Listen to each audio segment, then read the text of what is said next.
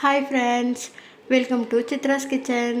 இன்றைக்கி நம்ம கிச்சனில் பார்க்க போகிறது என்னென்னா, குயிக்காக வெண்டைக்காய் சாம்பார் எப்படி வைக்கிறதுனா பார்க்க போகிறோம்.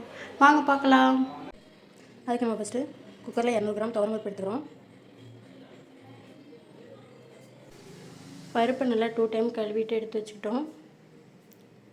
நார்மல் சைஸ் ஒரு வெங்காயம் 2 தக்காளி கட் பண்ணி ஆட் பண்ணிக்கணும்.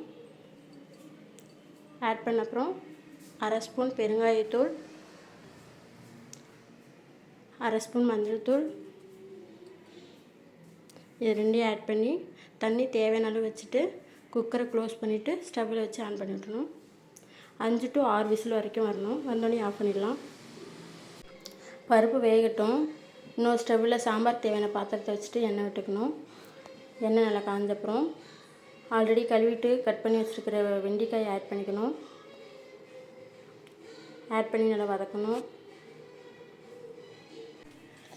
வெண்டைக்காய் நல்லா வதங்கிடுச்சு. நல்லா வதங்கின அப்புறம் 1 ஸ்பூன் மல்லித்தூள், அரை ஸ்பூன் மிளகாத்தூள்,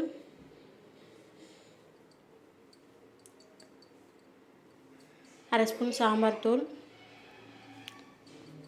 2 பிஞ்ச் அளவுக்கு மஞ்சத்தூள், இதெல்லாத்தையும் ஆட் பண்ணிவிட்டு நல்லா மிக்ஸ் பண்ணணும். மிக்ஸ் பண்ண அப்புறம் ஆல்ரெடி அரிசி கழுவி வச்சுருக்கிற தண்ணி வச்சுருக்கேன், அதை ஆட் பண்ணிக்கணும். இந்த தண்ணி தான் சாம்பாருக்கு டேஸ்ட்டாக இருக்கும். அதை தண்ணியிலே புளியை ஆல்ரெடி கழுவிட்டு தேவையான அளவு புளி சேர்த்து ஊற வச்சுக்கணும். குக்கர் 6 விசில் வந்துடுச்சு, ஆஃப் பண்ணிக்கலாம். பருப்பு நல்லா வந்துடுச்சு. தண்ணி வச்சு மசிச்சுக்கணும். ஒவ்வொரு பருப்பு குவான்டிட்டி பொறுத்து தான் இருக்குது விசில் கவுண்டு. எனக்கு 6 விசில் வந்துச்சு. நல்லா அதிகம் வந்துடுச்சு. சாம்பார் நல்லா கொதிக்குது. வெண்டைக்காய் நல்லா வெந்துருச்சு. ஆல்ரெடி எண்ணெயிலே வதக்கினதுனால குயிக்காக வெந்துருச்சு. கடைஞ்ச பருப்பு எடுத்து ஆட் பண்ணிக்கிறோம். அதுக்கப்புறம் ஊற வச்சிருந்த புளியை நல்லா கரைச்சிட்டு ஆட் பண்ணிக்கணும்.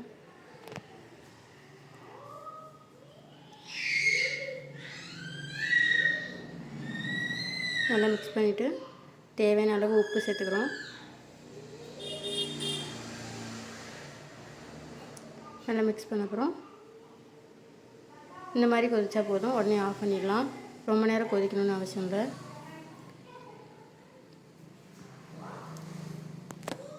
ஆஃப் பண்ணிவிட்டு வானல் போட்டு தாளிச்சிக்க வேண்டியதான். எண்ணெய் விட்டுட்டு எண்ணெய் காஞ்சப்புறம் கறி வடகம் போட்டு தாளிச்சிட்டு ஊற்றிடலாம் சாம்பாரில்.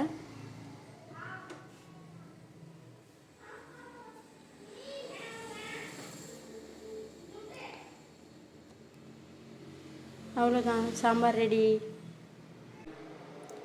வாவ், பார்க்கவே சூப்பராக இருக்குது.